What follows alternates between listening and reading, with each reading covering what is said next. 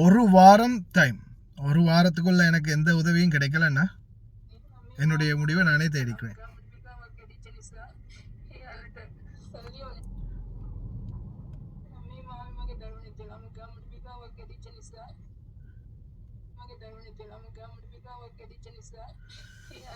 தன்னுடைய தாய்க்கு கேன்சர் இருக்கிறதால தான் நான் வெளிநாட்டுக்கே வந்தேன், காசு கொஞ்சம் சம்பாதிக்கலான்னு.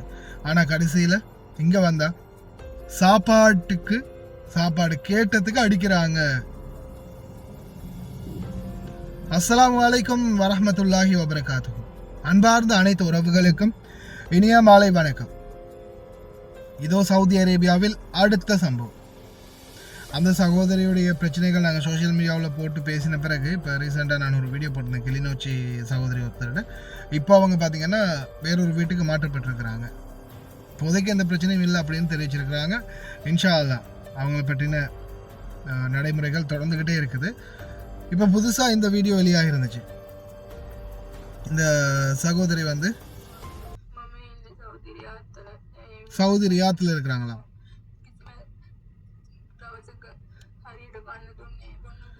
சாப்பிட டைமுக்கு கொடுக்கலையாம், தண்ணி கூட கொடுக்கலையாம் டைமுக்கு. அவங்களுடைய சம்பளத்தில் தான் சாப்பிடணுமாம். ஆனால் சம்பளமும் சரியான டைமுக்கு கொடுக்க மாட்டேங்கிறாங்களாம். இவ்வளவு காலமாக மாச கணக்காக வெயிட் பண்ணி பார்க்குறாங்களாம். சரி வர மாதிரி தெரியலையாம். தாய்க்கு கேன்சர் இருக்கிறதால தான் நான் வந்தேன். ஆனால் இவ்வளவு வெயிட் பண்ணி பார்த்தும் சரியான ஒரு தீர்வு கிடைக்கல. இனி என்னுடைய கடைசி முடிவு, நான் வந்து என்னுடைய உயிரை விடுறது தான் கடைசி முடிவு. ஏன்னா இப்படியெல்லாம் வெயிட் பண்ணி நான் எவ்வளவோ போராடி பார்த்துட்டு முடியலை அப்படின்னு சொல்கிறாங்க. அதே மாதிரி சுகமில்லை அப்படின்னு சொன்னால் மருந்து எடுத்து கொடுக்குறாங்க இல்லையா, அதே மாதிரி சுகமில்லை அப்படின்னு சொல்லி வேலை செய்யாமல் இருந்தால் அடிக்கிறாங்களாம். ஆனால் உண்மையிலேயே சவுதி அரேபியா அல்லாஹ் எதுக்காக பாதுகாக்கிறான்றது உலகத்துக்கு நிறைய பேருக்கு தெரியும் இல்லையா. புண்ணிய பூமி, ரசூலுல்லாஹி ஸல்லல்லாஹு அலைஹி வஸல்லம் அவர்கள் வாழ்ந்த இடம், மக்கா மதீனா புனித ஸ்தலங்கள் இருக்கக்கூடிய ஒரே காரணத்தாலவோ என்னவோ தான் அல்லாஹ் அந்த நிலத்தை இன்னும் விட்டு வச்சிருக்கிறது. இல்லைன்னா பெரிய ஒரு சுனாமி அல்லது பூகம்பமாக கொண்டாந்து மொத்தமாக அழிச்சு விட்டு போயிருப்போம். ஏன்னா அந்த அளவுக்கு அட்டூழியம் தொழிலாளர்களுக்கு மட்டுமில்லை, ஏன் மதுபானம், கலாச்சாரம், ஆடை கலாச்சாரம். சல்மான் அவர்கள் இருந்த காலத்தில் குறிப்பா அந்த நாட்டில் பணிப்பெண்கள், அதாவது மாற்று மதம் இஸ்லாமியர்கள் அல்லாத பணிப்பெண்கள் கூட முகமூடி அணிஞ்சு அபாயா போட்டு தலை மூடி போன காலம் இருந்துச்சு இல்லையா. அந்த காலத்தை ஒப்பிடும்போது இப்போ ரொம்ப மோசமாக இருக்குது. அந்த காலத்தோடு ஒப்பிடும்போது ரொம்ப மோசமாக இருக்குது. அதே மாதிரி இன்னொரு மிக முக்கியமான தகவல்னு நான் அது சம்மந்தமான தகவல் அப்டேட் பண்ணியிருக்கிறேன். அந்த தகவல் வந்த பிறகு, அது சம்மந்தமான விசாரணைகளை முடித்த பிறகு, கிட்டத்தட்ட அவங்க 2014ஆம் ஆண்டு சவுதிக்கு போனவங்க. இன்றைக்கும் அவங்களுடைய தாய் வந்து தேடிக்கிட்டு இருக்கிறாங்க. 1992ஆம் ஆண்டில் பிறந்த ஒரு பெண், மட்டக்களப்பு மாவட்டத்தை சேர்ந்தவங்க. இன்னமும் அவங்களோட தாய் தேடிட்டு இருக்கிறாங்க. அது சம்பந்தமான ஃபர்சானா டிராவல்ஸில் வந்திருக்கிறாங்க. அந்த ஃபர்சானா டிராவல்ஸ் ஓட்டமாவடியோ வேற ஊரோ தெரியலை, ஃபர்சானா டிராவல்ஸில் தான் வந்திருக்கிறாங்க. அவங்க சம்பந்தமான மேலதிக தகவல்கள் நான் இப்போதைக்கு அப்டேட் பண்ணியிருக்கேன். அந்த தகவல் கிடைக்கலன்னா நான் பப்ளிஷ் பண்ணுறேன் வீடியோ. 2014, 2024, 25 கிட்டத்தட்ட 11 வருஷம் ஆகுது. போய் ஒரு வருஷம் 2 வருஷத்துக்கு பிறகு அவங்களுடைய தகவலே இல்லை. இதை மாதிரி கேஸ் நிறைய இருக்குது சவுதி அரேபியாவில். சவுதி அரேபியாவுக்கு போய் கிட்டத்தட்ட 5 வருஷம் 10 வருஷமாகியும் சிலர் வந்து நாட்டுக்கு போகலை. அடுத்தது அவங்க உயிரோடு இருக்கிறாங்களா இல்லையான்னு தெரியாது. ஒரு சிலர் வந்து பார்த்தீங்கன்னா இப்போ ரீசெண்டாக கூட ஜெனட் மேரியாமா தலையிட்டு ஒரு சகோதரியை நாட்டுக்கு அனுப்புறதுக்கு ஒரு ஏற்பாடெல்லாம் பண்ணியிருந்தாங்க. எத்தனை வருஷம்? கிட்டத்தட்ட 14 வருஷம். 14 வருஷம் அந்த சகோதரி. அந்த 14 வருஷத்தில் ஒரு வருஷமோ 2 வருஷமோ தான் குடும்பத்தோடு பேசியிருக்கிறாங்க. அதுக்கப்புறம் எந்த ஒரு பேச்சுவார்த்தையும் இல்லை.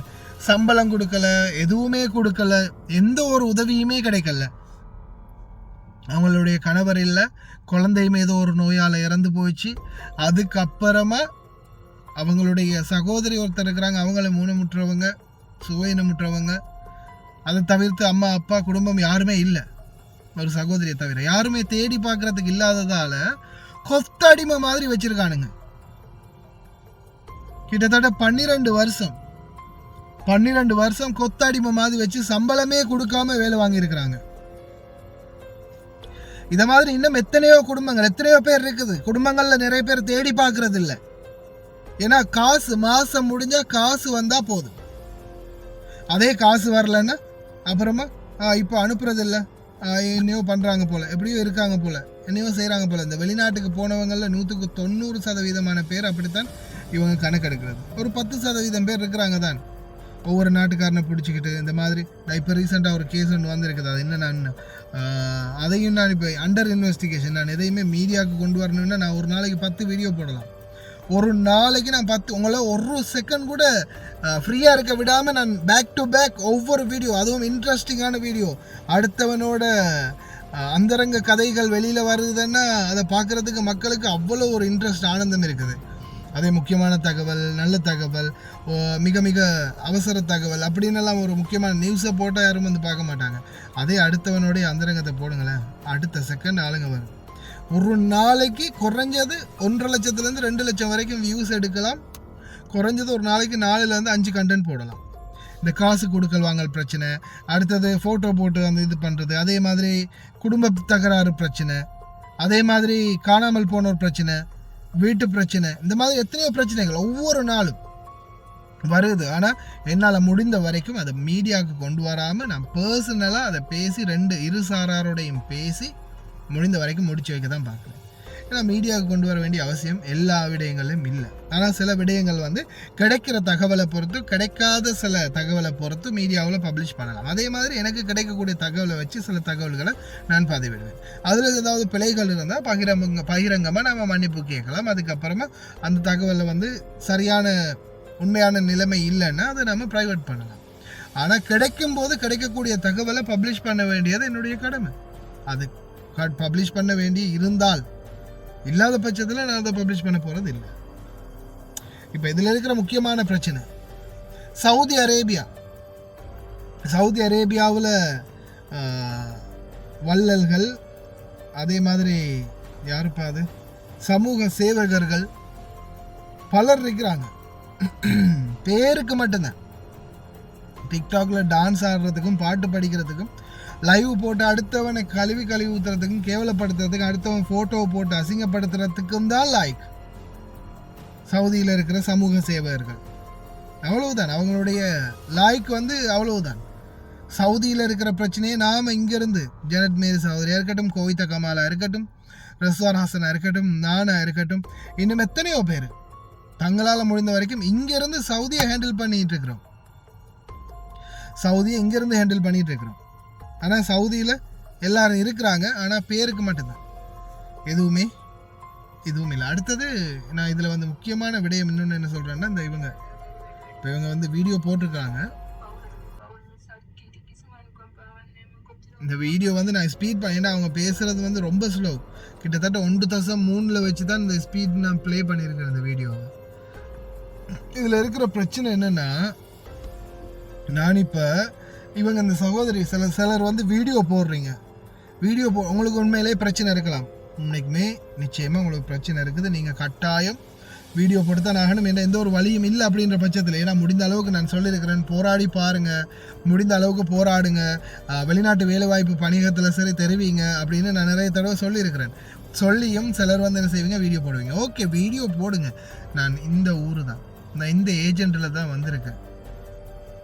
எனக்கு வந்து இதுதான் பிரச்சனை, நான் இருக்கக்கூடிய ஏரியா அட்ரஸ் வீட்டிலக்கம் தெரிஞ்சால் ஓகே, வீடை பற்றின டீட்டெயில்ஸ் சரியாட்டி நான் இந்த ஏஜென்ட்டால் தான் வந்தேன், இந்த திகதியில் தான் வந்தேன், இந்த மாதிரி தான் வந்தேன் அப்படின்னு கொஞ்சம் ஒரு சின்ன குழுவாவது சின்ன டீட்டெயில்ஸாவது கொடுங்க.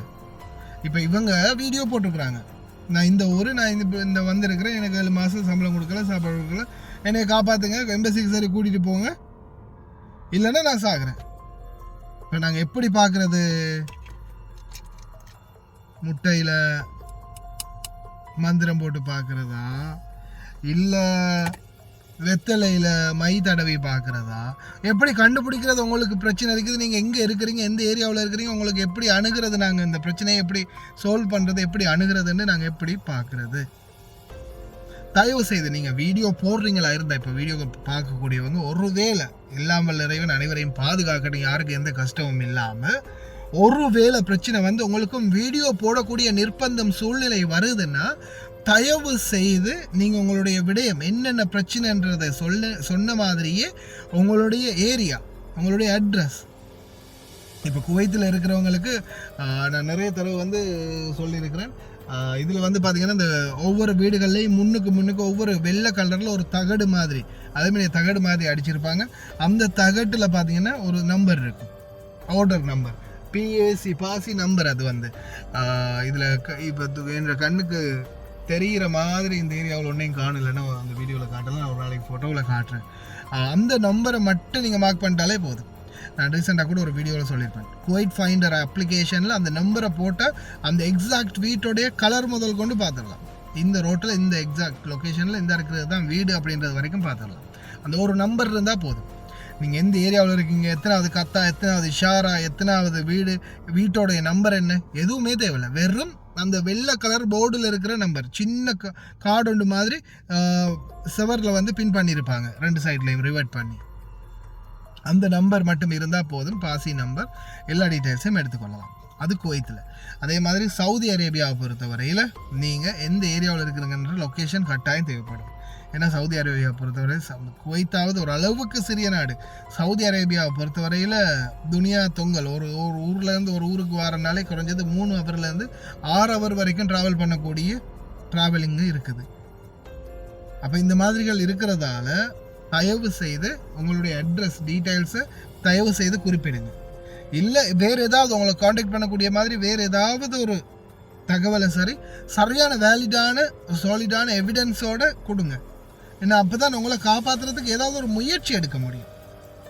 இது எதுவும் இல்லாமல் என்ன காப்பாற்றுங்க, இல்லாட்டி நான் சாகுறேன், என்ன காப்பாற்றுங்க, இல்லைன்னா எனக்கு இப்படி நடக்குது அப்படி நடக்குதுன்னு வெறும் வார்த்தையை மட்டும் சொன்னீங்கன்னா உங்களை காப்பாற்றுறதுக்கான முயற்சிகள் எல்லாம் உங்களை தேடி கண்டுபிடிச்சி உங்களுடைய ஃபோட்டோ அனுப்பி வீடியோ அனுப்பி நிறைய பேருக்கு ஷேர் பண்ணி அதுக்கப்புறமா அது வந்து ஒவ்வொரு இடங்களுக்கும் அனுப்பப்பட்டு இவங்க இன்னாரு தான், இவங்களுடைய பேர் தான், இவங்களுடைய பிரச்சனை தான் அப்படின்றது தெரிஞ்சு அதுக்கப்புறமா அந்த டீட்டெயில்ஸ் எல்லாம் கேதர் பண்ணி இங்கே வந்து சேரும்போது உங்களுடைய நிலைமை என்னவா இருக்கும்ன்றது அல்லாஹ் ஆகும். அதனால் முடிந்த வரைக்கும் வேகமாக ஏதாவது பிரச்சனை நடந்துச்சுன்னா, பிரச்சனை இருக்குன்னா முடிந்த வரைக்கும் வேகமாக இந்த மாதிரி முதலாவது வெளிநாட்டு வேலைவாய்ப்பு பண்ணிடுங்க, குடும்பத்தோடு தொடர்பு பண்ணுங்க. ஏன்னா எங்கள்கிட்ட நெட் இருக்குது, வீடியோ இருக்குது, வீடியோ போஸ்ட் பண்ணுறீங்க, டிக்டாக் இருக்குது, ஃபேஸ்புக் இருக்குது. அப்படின்னா உங்கள்கிட்ட கட்டாயம் வாட்ஸ்அப் இருக்கும். உங்களுடைய குடும்பங்கள் யார் சிறுவத்தில் இருப்பாங்க. வெளிநாட்டு வேலைவாய்ப்பு வணிகத்துக்கு தெரிவிங்க, நாட்டில் இருக்கிற ஏஜென்ட்டுக்கு தெரிவிங்க. அதே மாதிரி தூதரகங்களுடைய இலக்கங்கள் நிறைய தடவை நாம் கொடுத்துருக்குறோம், தூதரகங்களுக்கு காண்டாக்ட் பண்ணுங்கள். இதெல்லாம் முடிஞ்சு எங்கேயுமே சப்போர்ட் கிடைக்கல அப்படின்னா தான் வீடியோ போடுங்க. எடுத்த உடனே வீடியோ மட்டும் போடாதீங்க. ஏன்னா வீடியோ மட்டும் போடுறதால உங்களுக்கு எந்த ஒரு சொல்யூஷனும் கிடைக்காது. சட்ட ரீதியான முயற்சிகள் எடுத்து அதில் எந்த பலனும் இல்லைன்னா நீங்கள் வீடியோ போடுங்க. அதால் சிந்திச்சு செயல்படுங்க. இந்த சகோதரிக்குரிய உதவிகளுக்குரிய ஏற்பாடுகள் இப்போதைக்கு கோவித் கமால் சகோதரர் மற்றும் இன்னும் 2 சகோதரர்களோடாக இப்போதைக்கு முன்னெடுக்கப்பட்டிருக்குது. பார்க்கலாம், மேலதிக தகவல்கள் கிடைச்சா நிச்சயமாக அப்டேட் பண்ணுறேன். தயவுசெய்து கவனமாயிருங்க. கடைசி வரைக்கும் வீடியோ பார்த்து எல்லாருக்குமே ரொம்ப நன்றி. வீடியோ பிடிச்சிருந்தா ஒரு லைக் பண்ணுங்கள், சப்ஸ்கிரைப் பண்ணுங்கள். மறக்காமல் எல்லா நண்பர்களுக்கும் இந்த வீடியோ ஷேர் பண்ணுங்கள். இன்னொரு வீடியோவும் சந்திக்கலாம். அஸ்ஸலாமு அலைக்கும்.